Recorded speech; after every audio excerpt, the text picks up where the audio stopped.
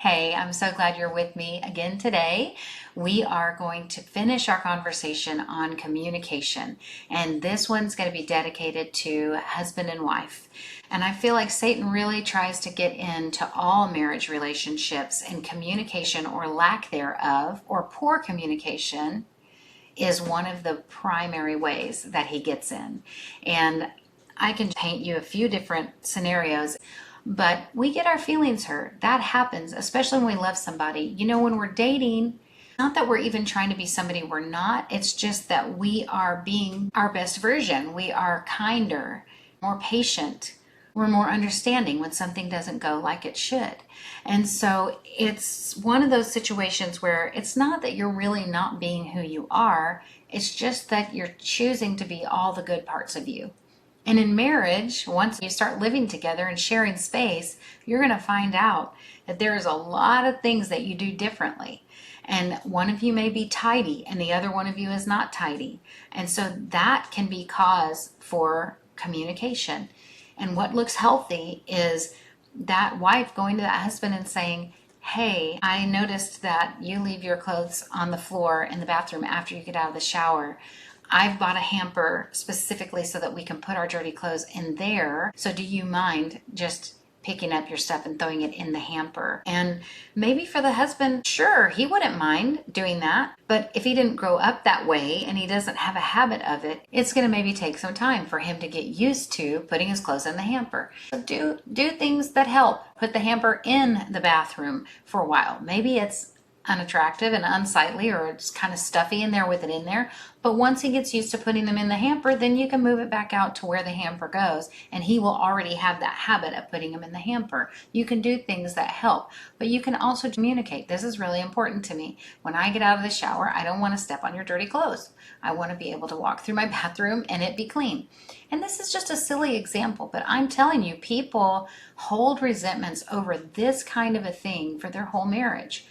And so maybe what it looks like is he's honest. He says, I didn't grow up this way and I'm not doing it on purpose. I'm just not thinking of it.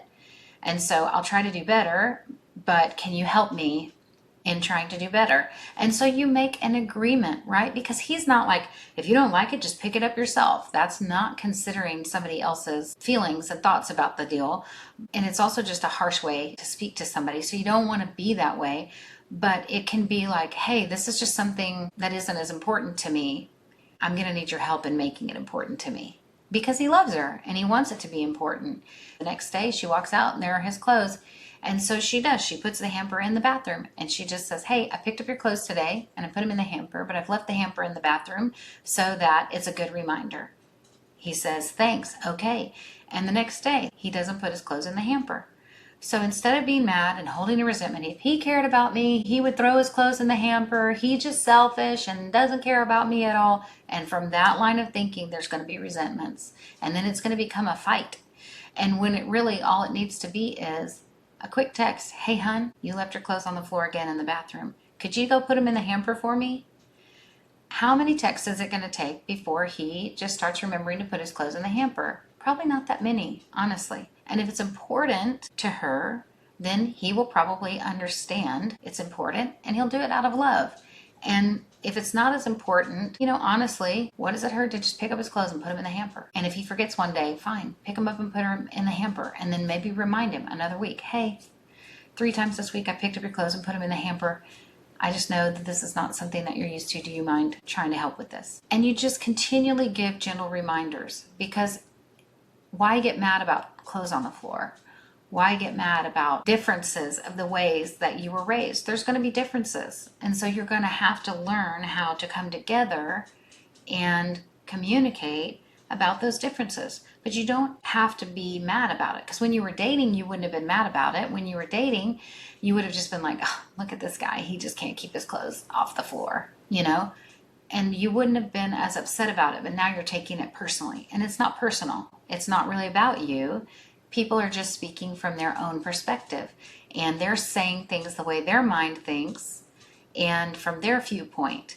But you're thinking from your viewpoint. And so it's okay that you're coming with two different viewpoints. It's just both of your jobs to get on the same page. And so when you don't understand something, that's time for a great question. Hey, honey, I don't understand why it bothers you so much that my clothes are on the floor.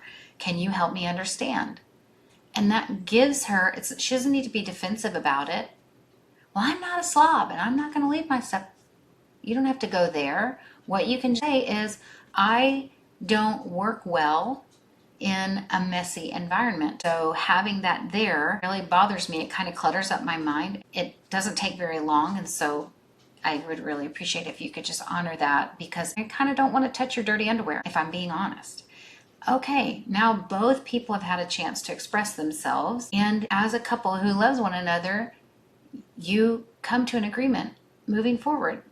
I'm going to do better about this, but if I don't, just text me and I'll come put my clothes up. Like, it's easy. It's such an easy thing to not fight about. And then there's communication about finances. This is an area that couples get in trouble with all the time. And it's because, again, you've probably come from two different ways of being raised around money. And so these are conversations to have before you're married. But if you don't, because there's going to be a lot of conversations after you're married, you think, oh, we should have talked about this before we're married. The time is now to have those conversations. And if it's something you're super emotional about, then you're probably going to want to write out your thoughts and your whys before you sit down, and write down the way that you think about things and the way it was done in your family, so that there is understanding. And then after you do that, say, okay, this is why this is important to me. I feel like we need to be tithing 10%, and I feel like we need to be saving 10%.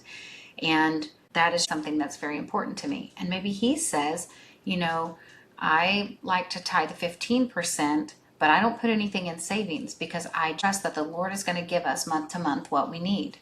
Okay, now we have a very big difference of opinion.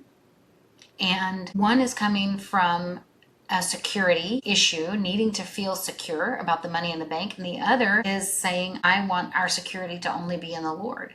So you have to be able to communicate and come together, not arguing, you're wrong, or, oh, you're so churchy and spiritual, and not this religious, I'm better than you because I want to tithe more and we don't have savings because I just trust God. It's not that air at all. This is really important to me, but I can tell that's really important to you. So what is a way that we can come together on this where we are both honoring one another and the Lord, right? Maybe it looks like you keep 5% in the bank, or maybe it looks like he just says, you know what, we'll keep 10% in savings. Or maybe she just says, you're right. I want to grow in faith and trust in the Lord. And so I'm not going to have that savings account there that I've been relying on for my safety and my comfort.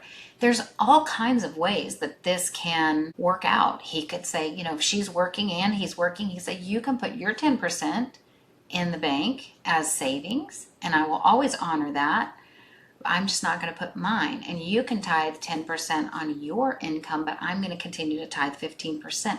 These are decisions that you can communicate and make together. There's always a way forward. And if you're really stuck, if there's something that one of you won't budge on, there's no room to work, then you need to bring in a third party that's impartial so that you can run it by, and hopefully it'll be a trusted source. It needs to be somebody that you both trust and you both respect. In your new life together, it needs to be somebody that has wisdom and is willing to hear both sides of the story equally, because chances are your pastor's going to see it your way and his pastor's going to see it his way, and so it's a little too unbiased. So how about you just go to somebody that's impartial and ask for their help navigating that situation.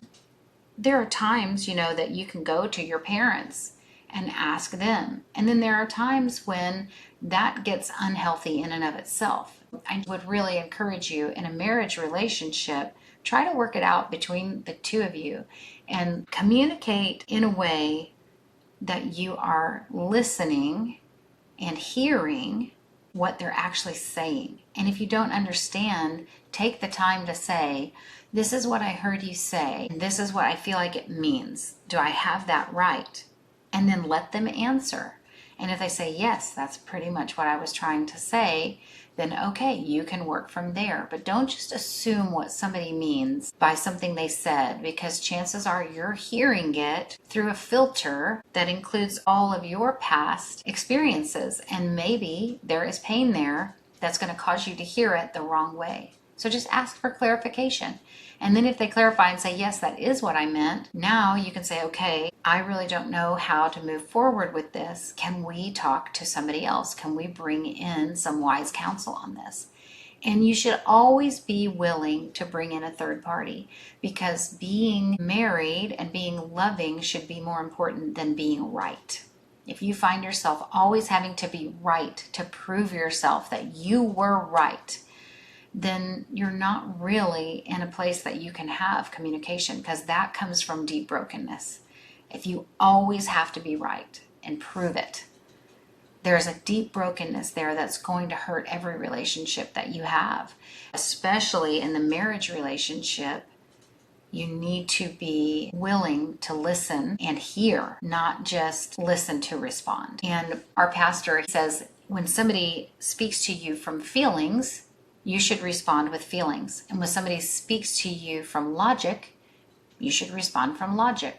But don't try to respond logic to feelings, because feelings can be illogical. They aren't always illogical, but they can be. And so when someone is speaking feelings, speak feelings back to them. And when someone is speaking logic, speak logic back to them. But it's both parties' responsibility to navigate communication in a healthy way. And if you find yourself not being able to navigate communication in a healthy way because of something else, that's when it's time, as we discussed last episode, to go vertical and say, okay, Lord, I need your help in this, because I can tell I'm bringing past hurt into this. And I don't want to do that, because I'm not trying to hurt my spouse. I just want to get to a place of understanding where we respect one another. If both parties are working towards that, there's nothing that you can't communicate about. But you've got to go, and that's another beautiful thing, go together in prayer before the Lord and just be honest with the Lord and be honest with each other. You don't need to walk on eggshells. You don't need to say what you think they want to hear. You just speak truthfully. And that doesn't mean manipulate in prayer. I'm not saying use prayer as a manipulation tactic. What I am saying is go honestly before the Lord and invite him into the conversation. Lord, please, we want to come to an agreement on this, but we seem like we are worlds away from each other. Can you please give each one of us understanding and ears to hear what the other person is saying, and help us not to let our feelings guide this conversation, but to let your spirit guide this conversation. When you ask the Lord to come in and be a part of it, he can help temper those feelings and emotions that are all raising up. And he can help you to really hear to listen and love your partner, rather than hearing to defend your side of things or to be right. And so it's a humility. Ask for humility in prayer. And if you aren't coming to a conversation that you're in a disagreement about with humility and prayer, chances are it's not going to go well. Because if you bring pride and being right into this conversation, there's no room for the other person to feel how they feel and to say what they need to say. And so that's actually one of the things that my husband and I, when we got married, we said we had been in relationships where we had walked on eggshells before. We had to be real careful about what we said and how we said it. And I just told him, I don't ever want to walk on eggshells with you. And I don't want you to ever walk on eggshells with me. I don't want to be mean, and I don't want you to be mean to me. But if you feel a certain way, I want you to say it rather than saying what I want to hear, because first of all, you might not know what I want to hear, and I won't know what you want to hear. But secondly, it just keeps everything where I just know that when he opens his mouth, what comes out of it is what he means. And if I think, that doesn't sound like something he would normally say, or I perceived it wrong, I can say, did you mean this when you said that? Because that's how I'm taking it. And there have been times when he said, yeah. And then there have been times when he said, not at all. You've totally misunderstood what I was trying to say. And it's the same, both sides. Because sometimes we just hear wrong. And so asking that question has saved us a lot of pain. And when we do say, yes, that is what I mean, now I'm willing to go back and hear what you have to say, but right now that really is what I mean. Let's talk about it. That communication is vital. Honest communication is the only way that you can have a healthy marriage. So you need to be honest with one another. And you should have safety in your relationship. This isn't possible in every relationship because sometimes it's not safe to say what you really mean. If that's the case, then you really need counseling and you really need help for your marriage. And you need to go to the church and let the church help you guys get where you need to be. But I'm assuming in most marriages, especially starting out, you're safe together and you've created a space and a loving environment where it's okay for that person to be who they are and you can be who you are comfortably and still communicate and get to a point of agreement on things so that you're on the same page. So hopefully this has been helpful. I am going to close this one down because I feel like we've talked a lot about communication and over the last couple of weeks. And so I feel like we're going to move on. It's not like communication isn't going to be part of the other episodes that we have in this relationship series, but I think it's our starting point. We just have to know how to communicate in a healthy way. I know there are some great resources for communicating in a healthy way. I know the book Boundaries is a fantastic book. It helps walk you through some boundaries in communication and what's healthy. I am going to create a workbook through this relationship series that walks you through a lot of what I've talked about. But I really hope and pray that you seek the Lord in your communication and that you are going to Him in honesty and saying what you really feel. And it's okay if it sounds like doubt or it sounds like fear. He can receive that. He just wants the truth from you. And then His word says to take every thought captive and make it obedient to Christ. And so where your thoughts are not lining up with what Christ has said in the Word, you take that thought captive and you ask the Lord, what does it look like to make this thought obedient to your Word? And He will help you every time to see that His Word is true and make that thought obedient to Christ. So it's a great practice. Thank you for being with me today, and I'll see you next week.